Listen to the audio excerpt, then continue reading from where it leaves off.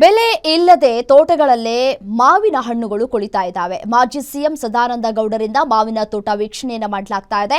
ಮಾವಿನ ಕಣಜ ಶ್ರೀನಿವಾಸಪುರದ ತೋಟಗಳಲ್ಲಿ ಡಿವಿಎಸ್ ಸದಾನಂದ ಗೌಡರು ಪರಿಶೀಲನೆಯನ್ನ ನಡೆಸ್ತಾ ಇದ್ದಾರೆ. ನೀಲಟೂರು ರೋಣೂರಿನ ಮಾವಿನ ತೋಟಗಳ ವೀಕ್ಷಣೆಯನ್ನ ಮಾಡ್ತಾ ಇದ್ದಾರೆ ಸದಾನಂದ ಗೌಡರು. ತೋತಾಪುರಿ ಮಾವು ಸಂಪೂರ್ಣವಾಗಿ ನಾಶವಾಗುವ ಭೀತಿಯಲ್ಲಿ ರೈತರಿದ್ದಾರೆ. ಬೆಂಬಲ ಬೆಲೆಗೆ ಆಗ್ರಹಿಸಿ ಹೋರಾಟವನ್ನ ಮಾಡ್ತಾ ಇದ್ದಾರೆ. ಒಂದು ಕಡೆ ರೈತರ ಜೊತೆ ಮಾತನಾಡಿದ್ದಾರೆ ಮಾಜಿ ಸಿಎಂ ಸದಾನಂದ ಗೌಡರು. ಮತ್ತೆ ಅವರ ತೋಟಕ್ಕೆ ಭೇಟಿ ಕೊಟ್ಟಂತಹ ಸಂದರ್ಭದಲ್ಲಿ ತೋಟದ ಪರಿಸ್ಥಿತಿ ಯಾವ ರೀತಿಯಾಗಿ ಇದೆ ಅಂತ ಹೇಳಿ ರೈತರು ವಿವರಿಸ್ತಾ ಇದ್ದಾರೆ. ಹೀಗೆ ಸಾಲು ಸಮಸ್ಯೆಗಳಾಗ್ತಾ ಇದೆ. ಬಟ್ ಆದರೂ ಕೂಡ ನಮಗೆ ಬೆಂಬಲ ಬೆಲೆಯನ್ನ ನೀಡ್ತಾ ಇಲ್ಲ, ಬೆಂಬಲ ಬೆಲೆಯನ್ನಾದರೂ ನೀಡಿ ಅಂತ ಹೇಳಿ ಮನವಿಯನ್ನ ಮಾಡ್ಕೊಳ್ತಾ ಇದ್ದಾರೆ. ಇದೇ ರೀತಿಯಾಗಿ ಆದರೆ ನಾವು ಎಲ್ಲಿ ಹೋಗಿ ಜೀವನ ಮಾಡೋಣ? ನಾವು ರೈತರು ನಾವು ಇದನ್ನೇ ನಂಬ್ಕೊಂಡು ಜೀವನ ಮಾಡ್ತಾ ಇದ್ದೀವಿ. ಈಗ ನಮ್ಮ ಬದುಕು ಬೀದಿಗೆ ಬಂದಿದೆ. ನಾವು ಹಾಕಿರುವಂತಹ ಇನ್ವೆಸ್ಟ್ ಆದರೂ ನಮಗೆ ಸಿಗಬೇಕಲ್ವಾ, ಅದು ಕೂಡ ಸಿಗ್ತಾ ಇಲ್ಲ ಅಂತ ಹೇಳಿ ರೈತರು ಮನವಿ ಮಾಡ್ಕೊಳ್ತಾ ಇದ್ದಾರೆ.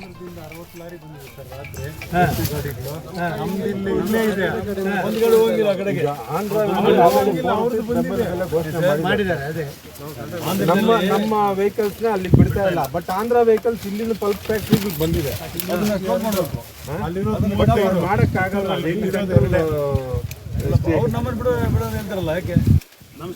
ಬಿಡ್ತಾರೆ ಈಗ. ಹೌದಾ?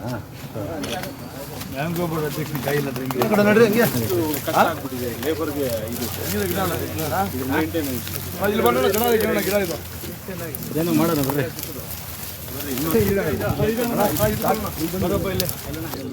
ಕಂಪ್ಲೀಟ್ ಇದೆಯಲ್ಲ, ಮಚ್ಚೆ ಇದೆಯಲ್ಲ, ಇದು ಡ್ಯಾಮೇಜ್ ಏನು ಇದಾಗಿ ಸಿಗಲ್ಲ, ಕೊಳ್ತೋಗ ಅಲ್ಲಿ ಸೆಲೆಕ್ಟ್ ಮಾಡಿ ಪಕ್ಕಕ್ಕೆ ಹಾಕ್ತಾರೆ. ಏನಿದೆ 2-3 ದಿವಸ ಅಷ್ಟೇ, ಇದಕ್ಕೆಲ್ಲ ಟೈಮ್ ಅಷ್ಟೇ. ಅದ್ರ ಮೇಲೆ ನೀವು ಏನು ವಾಟರ್ ಶೆಡ್ಯೂಲ್ ಜಾಸ್ತಿ, ಅಕಾಲಿಕ ಮಳೆ ಬಿದ್ದು ನೀರಿನಂಶ ಜಾಸ್ತಿ ಆಗಿ ಹಂಗೆ ಹೊಡೆದೋಗ್ತಾರೆ. ಇದೇ ವಿಚಾರಕ್ಕೆ ಸಂಬಂಧಪಟ್ಟಂತೆ ಮತ್ತಷ್ಟು ಡೀಟೇಲ್ಸ್ ಕೊಡ್ತಾ ಹೋಗ್ತಾರೆ ನನ್ನ ಕಲಿ ಕುಮಾರ್ ಫೋನ್ ಸಂಪರ್ಕದಲ್ಲಿದ್ದಾರೆ. ಕುಮಾರ್, ಈ ಬೆಳೆಯನ್ನೇ ನಂಬಿಕೊಂಡು ಅಂದರೆ ಮಾವಿನ ಹಣ್ಣನ್ನೇ ನಂಬಿಕೊಂಡು ರೈತರು ಇದ್ದಾರೆ ಒಂದು ಕಡೆ, ಮತ್ತು ಮಾವಿನ ಮರದಲ್ಲೇ ಗಮನಿಸ್ತಾ ಇದ್ದೀವಿ ಬೆಳೆಗಳೆಲ್ಲವೂ ಕೂಡ ನಾಶ ಆಗ್ತಾ ಇದೆ. ಇನ್ನು ಸದಾನಂದ ಗೌಡರು ಕೂಡ ಭೇಟಿಯನ್ನು ಕೊಟ್ಟಿದ್ದಾರೆ. ಏನು ಭರವಸೆಯನ್ನು ಕೊಟ್ಟರು ರೈತರಿಗೆ ಅಂತ ಹೇಳಿ ಈ ಮೂಲಕ? ಹೌದು, ಏನು ಈಗಾಗಲೇ ಸಹ ವರ್ಷದ ಬೆಳೆ ಮಾವಿನ ಹಣ್ಣು ಅನ್ನೋದು ವರ್ಷದ ಬೆಳೆ ಆಗಿದೆ. ಈ ವರ್ಷದ ಬೆಳೆ ಇಡೀ ವರ್ಷ ಪೂರ್ತಿ ರೈತ ಕಾಯ್ದಂತಹ ಒಂದು ಇದರಲ್ಲಿ ಈ ಕೇವಲ ಈ 15ರಿಂದ 1 ತಿಂಗಳು ಮಾತ್ರ ಮಾವಿನ ಫಸಲು ಬಿಡುವಂತದ್ದು. ಇಂತಹ ಇದರಲ್ಲಿ ಈಗಾಗಲೇ ಸಹ ತೋತಾಪುರಿ ಹೆಚ್ಚು ಇರುವಂತಹ ಒಂದು ಶ್ರೀನಿವಾಸಪುರದಲ್ಲಿ ಅತಿ ಹೆಚ್ಚು ಮಾವಿನ ಹಣ್ಣಿನ ಜ್ಯೂಸ್ಗೆ ಹೋಗುವಂತಹ ತೋತಾಪುರಿ ಮಾವಿನ ಹಣ್ಣು ಈಗಾಗಲೇ ಮರದಲ್ಲಿ ಕೊಳಿತಾ ಇದೆ. ಆ ಒಂದಲ್ಲೇ ಈಗಾಗಲೇ ರೈತರು 15 ದಿನಗಳಿಂದ ಸಹ ನಿರಂತರ ಪ್ರತಿಭಟನೆಗಳನ್ನ ನಡೆಸ್ತಾ ಇದ್ದಾರೆ. ಪ್ರತಿಭಟನೆ ನಡೆಸಿದ ಸರ್ಕಾರ ಯಾವುದೇ ರೀತಿಯಾದಂತಹ ಇದರ ಕಡೆ ಗಮನ ಕೊಡ್ತಾ ಇಲ್ಲ. ಆ ಒಂದು ಭಾಗವಾಗಿ ಇಂದು ಮಾಜಿ ಸಿಎಂ ಆದಂತಹ ಒಂದು ಸದಾನಂದ ಗೌಡರು ಶ್ರೀನಿವಾಸಪುರಕ್ಕೆ ಭೇಟಿ ನೀಡಿದರು. ಭೇಟಿ ನೀಡಿ ಈಗಾಗಲೇ ಸಹ ವಿಟುಪ್ನಹಳ್ಳಿ, ನೀಲಟೂರು ಮತ್ತೆ ರೋಣೂರು ಭಾಗಗಳೆಲ್ಲ ಕೆಲವೊಂದು ತೋಟಗಳನ್ನ ನೋಡಿ ರೈತರ ಒಂದು ಮನವಿಯನ್ನು ಸಹ ಅವರು ಪಡಿಸ್ತಾರೆ. ಆ ನಂತರ ಅವರು ರೈತರಿಗೆ ಸರ್ಕಾರದ ಪರವಾಗಿ ಈಗಾಗಲೇ ನಾಳೆ ಇರುವಂತಹ ಒಂದು ಸೆಷನ್ ಅಲ್ಲಿ ಸರ್ಕಾರ ಈ ಬಗ್ಗೆ ಒಂದು ನಿರ್ಣಯವನ್ನ ತೆಗೆದುಕೊಳ್ಬೇಕಾಗ್ತದೆ. ರೈತರ ಪರವಾಗಿ ನಿಲ್ಬೇಕಾಗ್ತದೆ. ನಮ್ಮ ಕಡೆಯಿಂದ ಅಂದ್ರೆ ಕೇಂದ್ರ ಸರ್ಕಾರದಿಂದ ಯಾವುದೇ ರೀತಿಯಾದಂತಹ ಒಂದು ಸಹಾಯ ಆದಂತಹ ರೈತರಿಗೆ ನಾನು ನೀಡುವಂತಹ ಒಂದು ಇದರಲ್ಲಿ ಮುಂದಿರುತ್ತೇನೆ. ಅದರಲ್ಲೂ ಸಹ ಓಕೆ ಕುಮಾರ್, ಥ್ಯಾಂಕ್ ಯು ತಮ್ಮ ಮಾಹಿತಿಗಾಗಿ. ಇನ್ನು ಇದೇ ವಿಚಾರಕ್ಕೆ ಸಂಬಂಧಪಟ್ಟಂತೆ ನಮ್ಮ ಜೊತೆ ಮಾತನಾಡಲಿಕ್ಕೆ ಚಿನ್ನಪ್ಪ ರೆಡ್ಡಿ ಮಾವು ಬೆಳೆಗಾರರ ಅಭಿವೃದ್ಧಿ ಸಂಘದ ಜಿಲ್ಲಾಧ್ಯಕ್ಷ ಫೋನ್ ಸಂಪರ್ಕದಲ್ಲಿದ್ದಾರೆ. ಸರ್ ನಮಸ್ತೆ. ನಮಸ್ತೆ ಮೇಡಮ್. ನೋಡಿ, ಈಗ ಶ್ರೀನಿವಾಸಪುರದಲ್ಲಿ ಅತಿ ಹೆಚ್ಚು ಮಾವಿನ ಬೆಳೆಯನ್ನ ಬೆಳೀತಾರೆ. ಬಟ್ ಆದರೆ ಈಗ ಮರದಲ್ಲೇ ಮಾವಿನ ಹಣ್ಣುಗಳು ಕೊಳೆತು ಹೋಗ್ತಾ ಇದ್ದಾವೆ, ಹಣ್ಣಾಗಿ ಅಥವಾ ಬೇರೆ ಏನೋ ಸಮಸ್ಯೆಯಿಂದ ಕೊಳೆತು ಹೋಗ್ತಾ ಇದೆ. ಈಗ ಬೆಂಬಲ ಬೆಲೆ ಕೂಡ ಸಿಗ್ತಾ ಇಲ್ಲ ನಿಮ್ಗೆ. ಈಗ ಮಾಜಿ ಸಿಎಂ ಸದಾನಂದ ಗೌಡರು ಕೂಡ ಭೇಟಿ ಕೊಟ್ಟಿದ್ರು. ಏನು ಭರವಸೆ ಕೊಟ್ರು? ನಿಮ್ ಜೊತೆ ಮಾತನಾಡಿದ್ರ ಅವರು? ಹೌದು ಮೇಡಮ್, ಇವತ್ತು ಮಾಜಿ ಸಿಎಂ ಸದಾನಂದ ಗೌಡರು ಶ್ರೀನಿವಾಸಪುರಕ್ಕೆ ಭೇಟಿ ಕೊಟ್ಟಿದ್ದಾರೆ. ಕೋಲಾರ ಜಿಲ್ಲೆ ಶ್ರೀನಿವಾಸಪುರ ತಾಲೂಕು ಇಡೀ ಕರ್ನಾಟಕ ರಾಜ್ಯದಲ್ಲಿ 2/3 ಭಾಗದಷ್ಟು ಮಾವನ್ನ ಇಲ್ಲಿ ಉತ್ಪತ್ತಿ ಮಾಡ್ತಾ ಇದ್ದೇವೆ ರೈತರು. ಇಲ್ಲಿ ಸುಮಾರು 50,000 ಹೆಕ್ಟೇರ್ ಮಾವಿನ ಬೆಳೆಯ ಪ್ರದೇಶ ಹೊಂದಿದ್ದು ಸುಮಾರು 10 ಲಕ್ಷ ಟನ್ಗಳಷ್ಟು ಮಾವನ್ನ ಬೆಳೀತಾ ಇದ್ರು. ಇಲ್ಲಿ ಯಾವುದೇ ಕೈಗಾರಿಕೆಗಳಿಲ್ಲ, ಮತ್ತೆ ಸಂಸ್ಕರಣಾ ಘಟಕಗಳು ಇಲ್ಲದೆ ನಾವು ಪಕ್ಕದ ರಾಜ್ಯದ ಆಂಧ್ರ ಮತ್ತು ತಮಿಳುನಾಡಿನ ಕೈಗಾರಿಕೆಗಳ ಮೇಲೆ ಅವಲಂಬಿತರಾಗಿ ಮಾವನ್ನ ಬೆಳೀತಾ ಇದೀವಿ. ಆದ್ರೆ ಈ ವರ್ಷ ವಾತಾವರಣ ವೈಪರೀತ್ಯದಿಂದ ಜನವರಿ ಫೆಬ್ರವರಿಯಲ್ಲಿ ಬರಬೇಕಾಗಿದ್ದಂತ ಮಾವಿನ ಹೂವು ಫೆಬ್ರವರಿ ಮತ್ತೆ ಮಾರ್ಚ್ ನಲ್ಲಿ 1 ತಿಂಗಳು ತಡವಾಗಿ ಬಂದು 3 ರಾಜ್ಯಗಳಲ್ಲಿ ಒಂದೇ ಸಲ ಮಾವಿನ ಫಸಲು ಬಂದಿದೆ. ಒಂದೇ ಸಲ ಮಾವಿನ ಫಸಲು ಬಂದಂತ ಸಮಯದಲ್ಲಿ ಮಾವಿಗೆ ತೀವ್ರವಾಗಿ ಬೆಲೆ ಕುಸಿತವಾಗಿದೆ. ಬರೀ 3,000 ರೂಪಾಯಿ 1 ಟನ್ಗೆ ಬಿಕ್ರಿ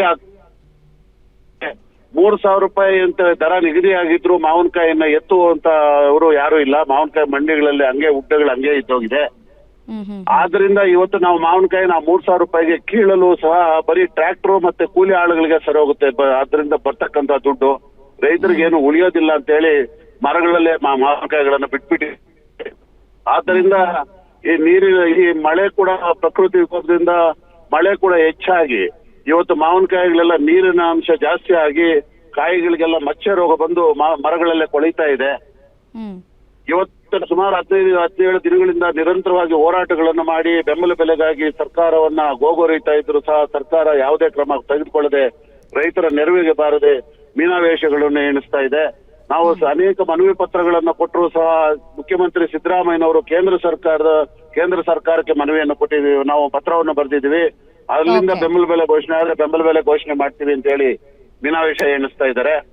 ಅಂತ ಸಂದರ್ಭದಲ್ಲಿ ನಾವು ಮಾವಿನಕಾಯಿ ಕೀಳ್ತೀರ ಬಿಟ್ಟಿದ್ದೀವಿ.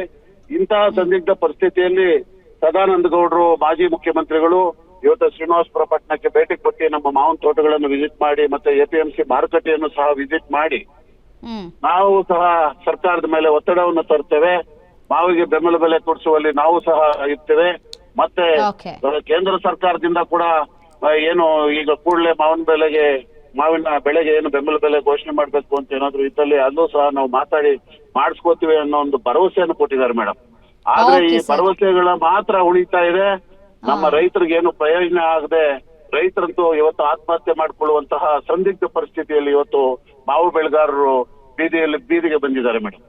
ಓಕೆ ಸರ್, ಕಾದ್ ನೋಡೋಣ. ಈಗ ಮಾಜಿ CM ಭೇಟಿ ಕೊಟ್ಟಿದ್ದಾರೆ, ಭರವಸೆಯನ್ನ ಕೊಟ್ಟಿದ್ದಾರಲ್ವಾ, ಅವರು ಏನು ಮುಂದಿನ ಸ್ಟೆಪ್ ತೆಗೆದುಕೊಳ್ತಾರೆ, ಮುಖ್ಯಮಂತ್ರಿ ಅವರ ಜೊತೆ ಮಾತನಾಡ್ತಾರಾ ಅಥವಾ ಸಂಬಂಧಪಟ್ಟಂತಹ ಇಲಾಖೆ ಜೊತೆ ಮಾತನಾಡ್ತಾರಾ ಅಂತ ಹೇಳಿ ಕಾದ್ ನೋಡೋಣ. ಧನ್ಯವಾದಗಳು ಸರ್, ಗ್ಯಾರಂಟಿ ನ್ಯೂಸ್ ಜೊತೆ ಮಾತನಾಡಿದ್ದಕ್ಕಾಗಿ.